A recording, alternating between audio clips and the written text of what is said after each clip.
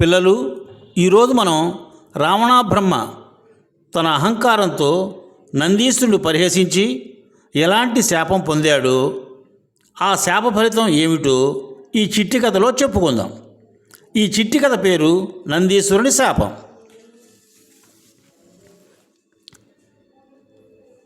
రావణ బ్రహ్మ కొన్ని సంవత్సరాలు బ్రహ్మదేవుని గురించి తపస్సు చేసి అనేకమైన వరములు పొందెను.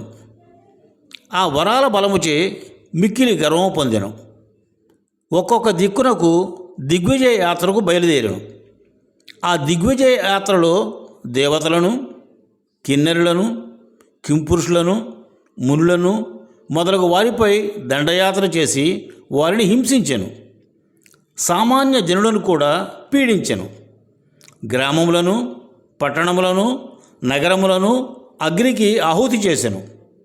తన అన్న అయిన కుబేరునితో యుద్ధము చేసి కుబేరుని ఓడించి అతని పుష్పక విమానమును తీసుకొనెను. రావణ బ్రహ్మ పుష్పక విమానమును అధిరోహించి ఆకాశ మార్గమున ప్రయాణము చేయుచుండగా కొంత దూరం వెళ్ళిన పిదప కదలక మెదలక నిలిచిపోయాను. తనతో ఉన్న మారీచునితో ఇట్లా అడిగాను, ఈ విమానం ఆగుటకు కారణమేమి?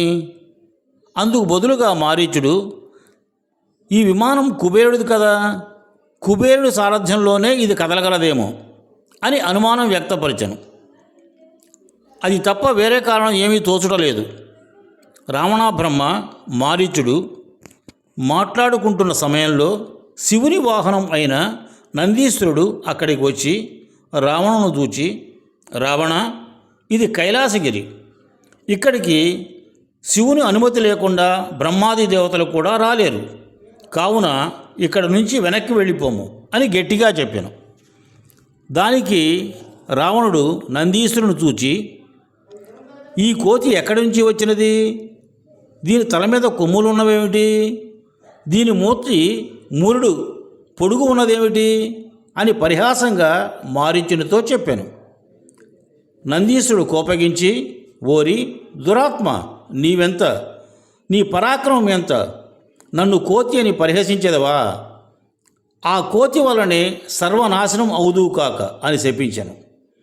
ఈ శాపం వలనే రావణ బ్రహ్మ ఆంజనేయుని సహాయం వలన రాముడి చేతిలో మరణించెను. ఎవరినైనా పరిహసించడం మంచిది కాదు. పిల్లలు, ఇప్పుడు మనం ఈ కథలోని నీతిని చెప్పుకుందాం.